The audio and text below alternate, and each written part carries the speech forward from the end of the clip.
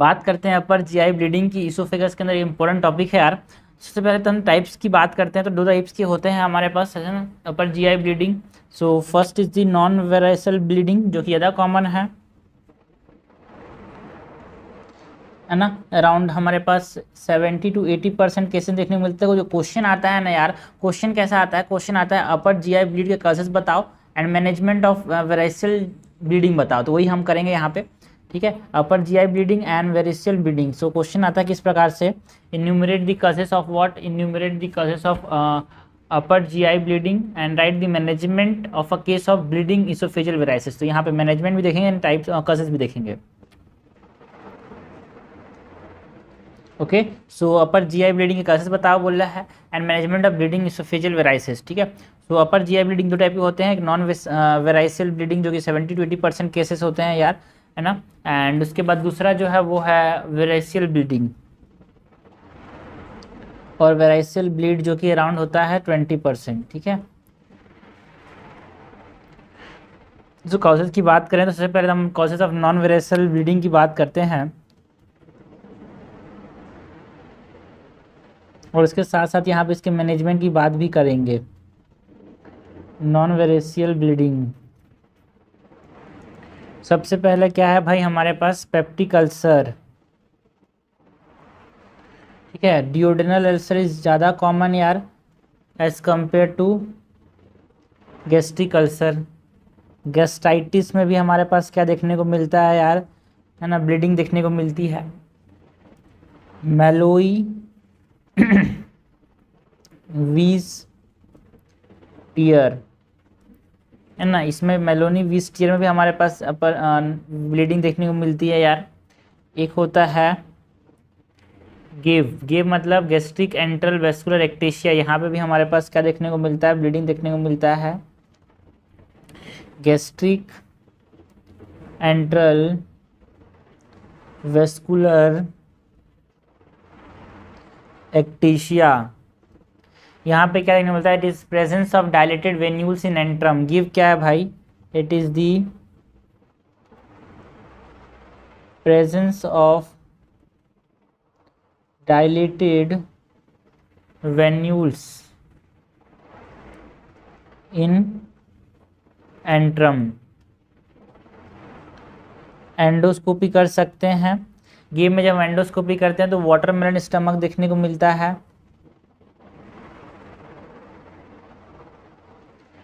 Management कैसे करेंगे भाई, गेव का आर्गन फोटोकोएगुलेशन करते हैं।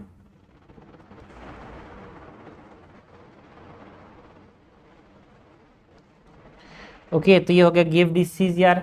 मेजेंट्रिक डिसीज में मतलब मेंट्रियस डिसीज में भी हमारे पास जीआई ब्लीडिंग देखने को मिलता है। मेंट्रियस डिसीज में भी हमारे पास ब्लीडिंग देखने को मिलता है। एंड मेंट्रियस डिसीज में हमारे पास hypertrophy of gastric mucosal fold होता है यार। Hypertrophy of gastric mucosal fold. And diagnosis कैसे करेंगे मेंट्रियस डिसीज का, है ना, थ्रू एंडोस्कोपी।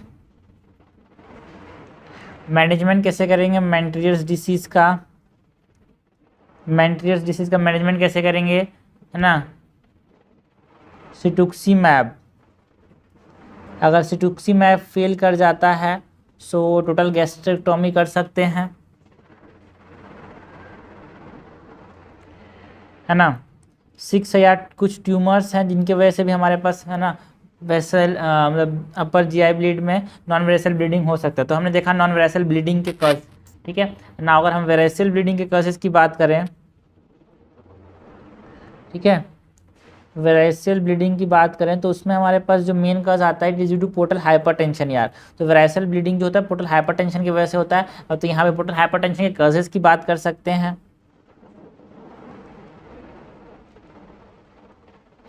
है ना। इसको 3 तरह से हम डिवाइड करते हैं। प्री हिपैटिक कॉजेज में हमारे पास पोर्टल वेन थ्रोम्बोसिस, ना, एंड स्प्लिनिक वेन थ्रोम्बोसिस, अगर मैसिव स्प्लीनोमेगाली हो गया तो भी हमारे पास ब्लीडिंग देखने को मिल सकती है यार। ये प्री हिपैटिक केसेस हो गए ना। अगर हम हिपैटिक केसेस ऑफ वेरेसल ब्लीडिंग की बात करें तो उसमें हमारे पास 3 प्रकार से इसको भी डिवाइड करते हैं, pre sinusoidal and pre sinusoidal का कॉज क्या हो सकता है, सिस्टोसोमियासिस, साइनोसॉइडल इसका कारण हो सकता है सिरोसिस यार, लीवर सिरोसिस की वजह से भी हमारे पास वॉमिटिंग हो सकती है, blood vomiting. And post sinusoidal में हमारे पास hepatic sinusoidal obstruction,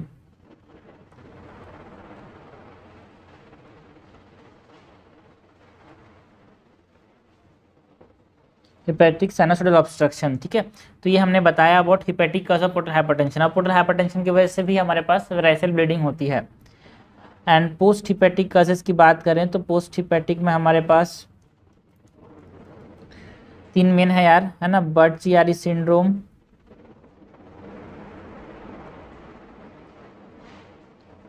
and inferior vena cava webs, inferior vena cava webs.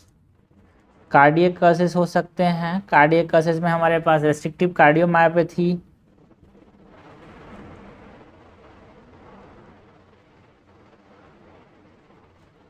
या फिर ऑब्स्ट्रक्टिव पेरिकार्डाइटिस,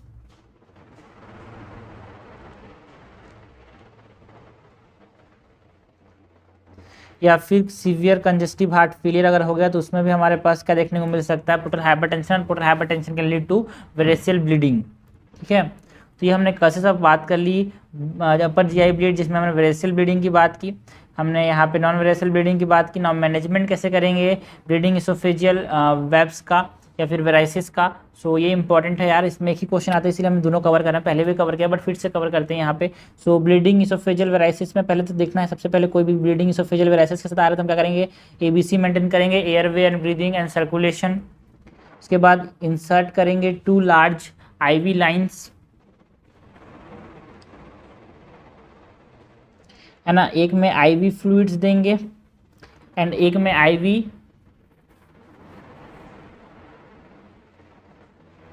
फ्लूइड्स, एक में IV टर्लीप्रेनिन।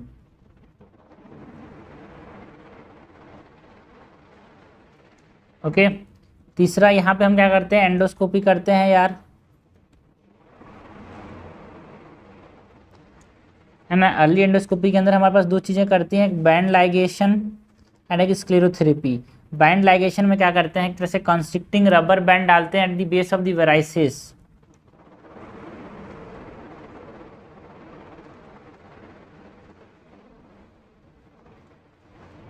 Constricting rubber band at base of varicosity हो गया बैंड लाइगेशन। या फिर हम क्या कर सकते हैं, स्क्लेरोथेरेपी कर सकते हैं।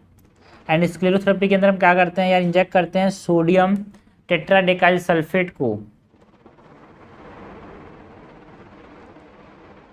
Sodium टेट्राडेकाइल sulphate. लेकिन इसका डिसएडवांटेज क्या है, इसका डिसएडवांटेज ये है कि ये अल्सरेशन कर सकता है यार,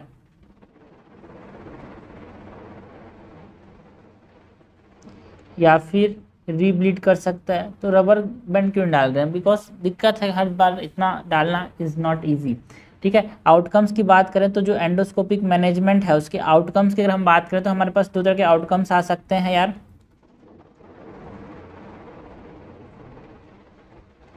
ठीक है। या फिर ब्लीडिंग जो है वो रुक जाएगा या फिर ब्लीडिंग चलता रहेगा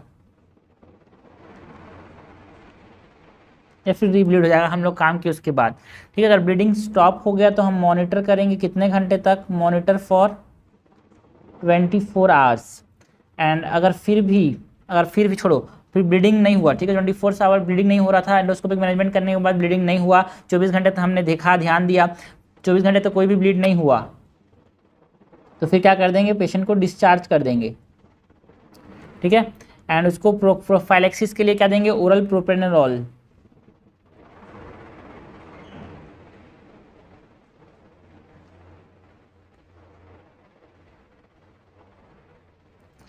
ना अगर रीब्लीड हुआ, फिर से ब्लीड हो गया, तो हम क्या करेंगे, सेकेंड टाइम एंडोस्कोपिक मैनेजमेंट करेंगे यार।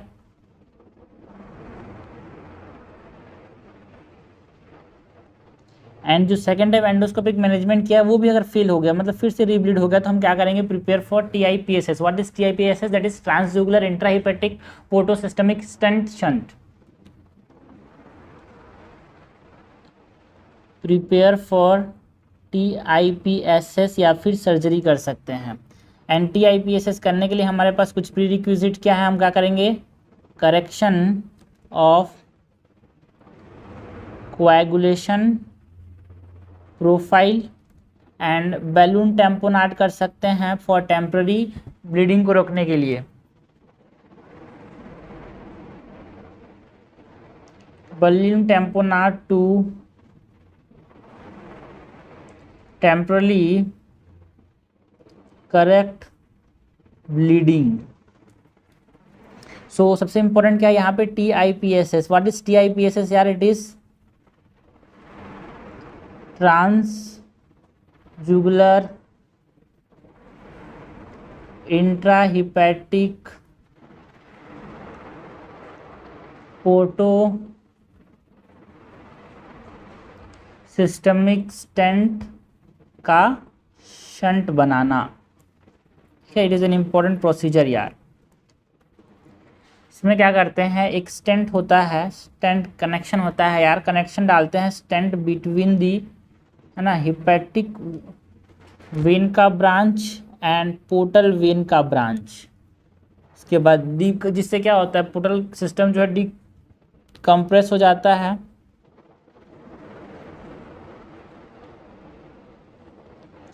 ना, एंड जिससे जो पोर्टल विनस प्रेशर है वो कम हो जाएगा और ब्लीडिंग कंट्रोल हो जाता है।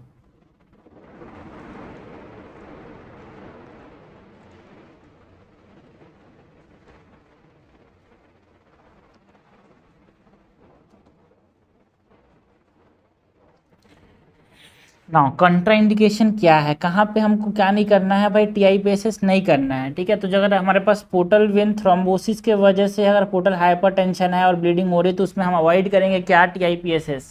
एंड कॉम्प्लिकेशन भी हो सकते हैं यार हमारे पास किसके, TIPSS के। दो तरह कॉम्प्लिकेशन में है यहाँ पे, एक अर्ली कॉम्प्लिकेशन क्या हो सकता है, लेट कॉम्प्लिकेशन क्या हो सकता है। अर्ली कॉम्प्लिकेशन में हिपैटिक एनकेफेलोपैथी, जिसकी वजह से अनकॉन्शियस भी कन्वर्जेंस आ सकते हैं।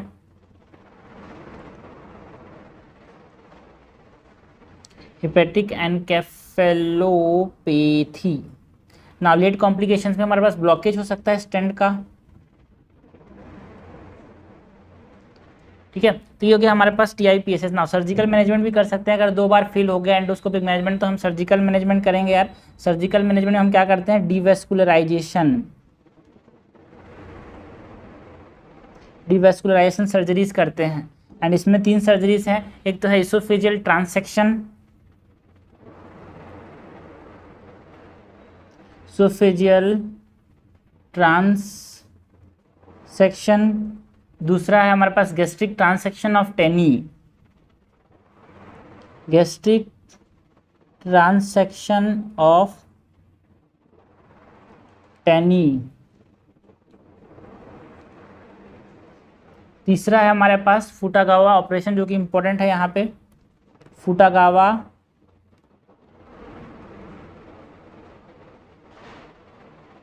ऑपरेशन, जिसके 3 कंपोनेंट होते हैं यार। इसमें एक स्प्लीनेक्टोमी करते हैं, है ना, इसमें एक devascularisation of greater and lesser curvature करते हैं,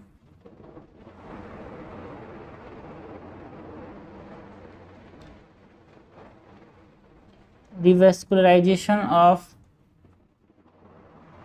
greater and laser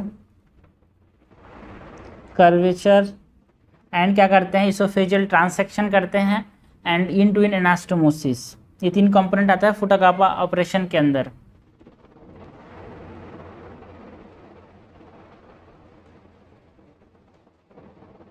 oesophageal transection and end to end anastomosis. तो ये हमारे पास क्या हो गया, मैनेजमेंट की बात की हमने, है ना, मैनेजमेंट ऑफ इसोफेजियल वेराइसिस। 3 तरह के मैनेजमेंट था मेन यहाँ पे, endoscopic management, TIPSS and surgical. Causes of bleeding की बात की हमने, upper GI bleed, variceal bleeding, non variceal bleeding.